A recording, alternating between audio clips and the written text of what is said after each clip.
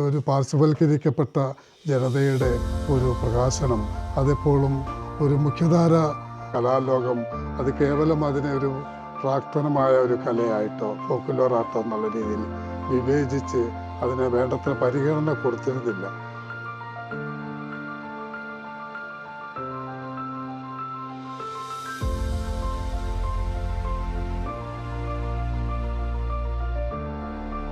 യഥാർത്ഥ ജനങ്ങളുടെ ഒരു വ്യവഹാരങ്ങളുടെ അവരുടെ സംഘർഷങ്ങളുടെ അവരുടെ ഭൂമിക്ക് വേണ്ടിയുള്ള അതിജീവനത്തിൻ്റെ പോരാട്ടങ്ങളുടെ ഒക്കെ ജീവിതത്തെയും കൂടെ പരിഗണിക്കുന്ന ഒരു കലയെ ആണ് എനിക്ക് ആധുനികമെന്ന് വിളിക്കാനും കണ്ടംപററി എന്ന് വിളിക്കാനും എനിക്കിഷ്ടം.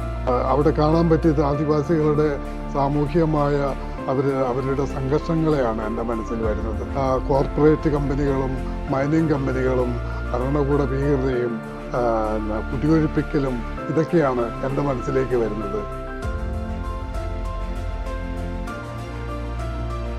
ഞാൻ വരയ്ക്കുമ്പോൾ മീഡിയം തിരഞ്ഞെടുക്കുന്നത് ഒരു രാഷ്ട്രീയം തന്നെയാണ്. അപ്പോൾ വാട്ടർ കളറിലൊക്കെ ചെയ്യുമ്പോൾ അതിൽ പച്ചയും ചുമലയും അസ്തമയനമൊക്കെ വന്നാൽ ആ ചിത്രങ്ങൾ വളരെ കണ്ണിന് ഇമ്പമേകുന്ന വളരെ എന്താ പറയുക ചാരുതയുള്ള ചിത്രങ്ങളായി മാറും.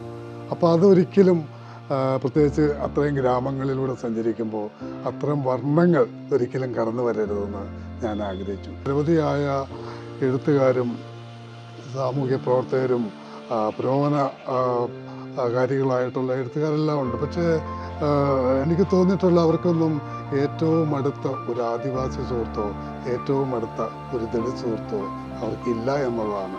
അതില്ലാതെയാണ് അവർ സിനിമ ചെയ്യുകയോ പാട്ട് പാടുകയോ കവിത എഴുതുകയോ നോവൽ എഴുതുകയോ ചെയ്യുന്നത്. ആ അടുത്ത സുഹൃത്തുണ്ടാകാത്തത് എന്താണെന്ന് നമുക്കൊന്ന് ആലോചിക്കേണ്ട കാര്യമാണ്.